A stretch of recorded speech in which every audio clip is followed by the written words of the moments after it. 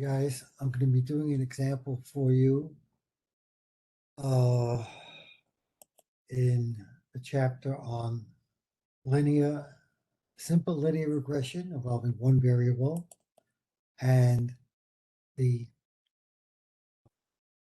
problem will also involve a multiple regression. That's at least two variables predicted to have an impact. So let's start out with the problem. This disappears. And this is the link. And I should point out that what I'm doing here is not really explaining the theory. That's done in the videos that I created, the YouTube videos. This is really just showing you how to get through the problem and solve it in a less stressful way. Okay, so first they're asking you to figure out how one variable has an impact on sales. And the hypotheses are either they does not, the null meaning like nothing's happening, so the coefficient in front of the variable will be 0, or that it does have a number different than 0, meaning it has a real impact on the sales. Check answer. Good job. Now create the actual model. Well, I prefer doing this in StatCrunch. Probably, to face our first problem, there's a mistake which I told the publisher about, and they're going to change it. But right now, you have to type in manually sales. This is going to be TV, radio advertising, and this is newspaper advertising.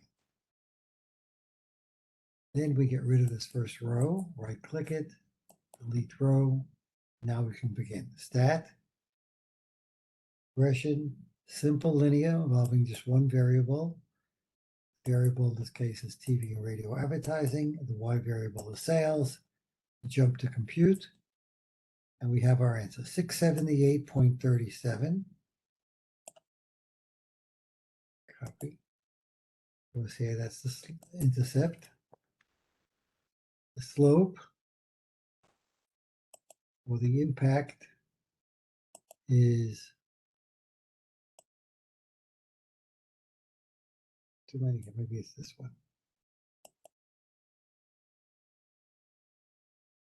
12.34.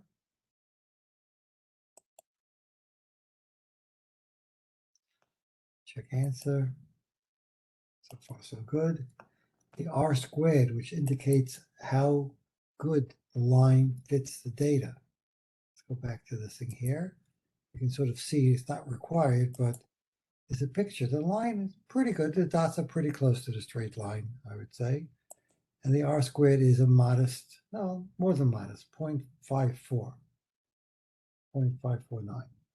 So the R squared of 0.549 indicates that 54.9%, again, I'm not explaining it, but you just move over to the decimal place. My YouTube videos do explain it. The variation of the dependent variable, which we're trying to predict, is explained by the independent variable. So far, so good. The significance of F, and you go back to the output that is readily available. The F is 24.37. Copy that.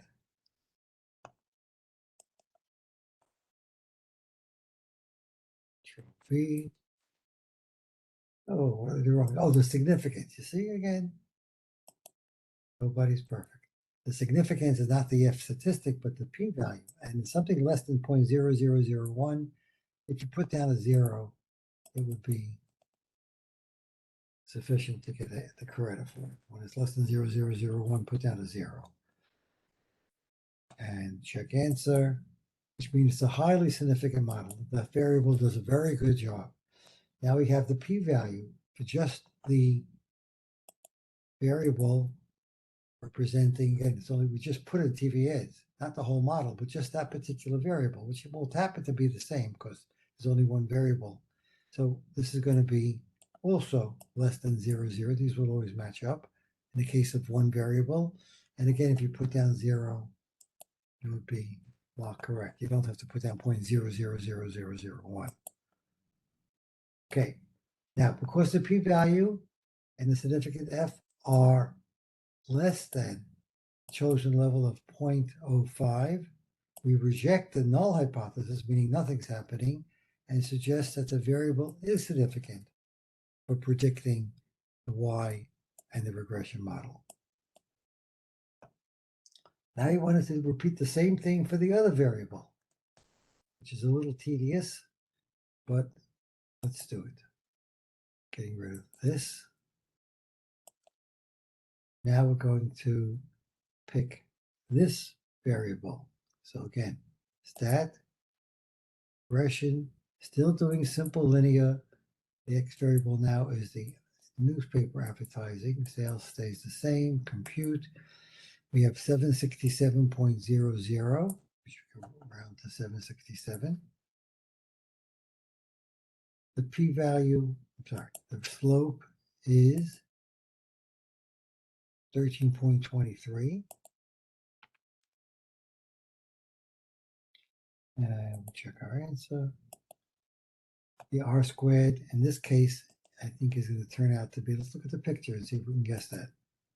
The r squared is much poorer. There's much further distance between the actual data, the dots, and the theoretical straight line. It's not a good fit. So the r squared should be a more modest number. And in fact, it's only 12%, 0.1288. So 0.128. At 12.8, the variation in the dependent variable can be explained by the independent variable. The significance of f will not be less than 0.05. It will not be significant. It's going to be more like 0.101. So let's put down 0.101. Check answer. Not so good. The p-value will be the same thing. But there's only one variable in this equation, in this model. And because the p-value and significant f are greater than the 0.05, we fail to reject. We believe the null hypothesis as nothing happening is not significant. That's good. Now they want you to do the multiple regression. Well, there, and again, I have to apologize for doing this quickly because the theory is explained much more comprehensively in the videos. We want to prove that either all the possible, in this case, only two of them, because we have two variables, but it could be up to whatever, 3, 4, 5, k is the general notation, is 0, versus the possibility that at least one of them is not 0. Maybe one variable, maybe two variables, both variables. So that's the hypotheses. Now we have to do the multiple regression, which is pretty easy to do. Let's get rid of this. This is now obsolete. We're going to do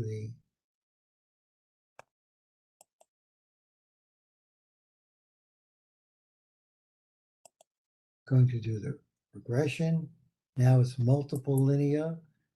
Select the y, sales, and these are the two x's. We put a shift or control. I believe that's all we need.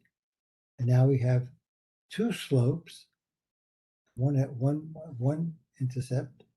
We have the f for the whole model, it's very significant, but really each variable by itself, this is highly significant, and this is marginally significant. It's bigger than the 0.05. That's not unnecessary or irrelevant, but let's put down the data. This 352.67 is the slope of this model. The first slope is 11.82 here, and the next one will be 10.31.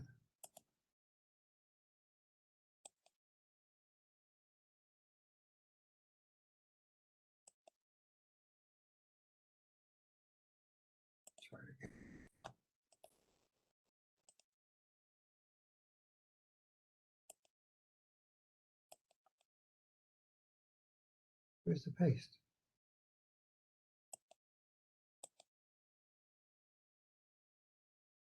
Not pasting.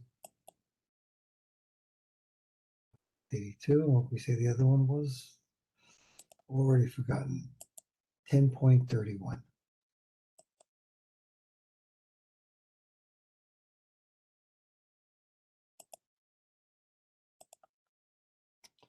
The R squared will be bigger than the 51 we had before because that didn't 0.626. 0.626, 62.6% of the variation in the dependent variables. Only one of them can be explained by the independent variables. Now it's plural, but we don't know which one yet. We know it's probably the first one. Significance of F, which is a whole model, will probably be highly significant. Let's see. Yes, less than 0.0001. So let's put down a really small number like 0. In this case, the lower the number, the better. The significance of each variable separately, radio and TV, we know is probably still highly significant. So let's look at it. Still less than 0.0001, so we'll put a 0 for that one.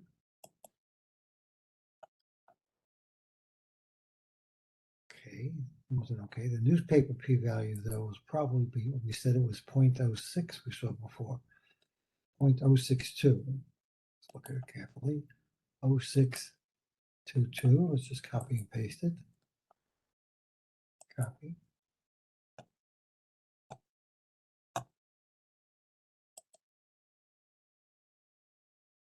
Check answer. Wow. Of course, the significance of F is less than, remember, the 0 is less than 0.05. We reject the null hypothesis.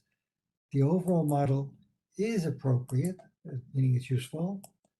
And both, well,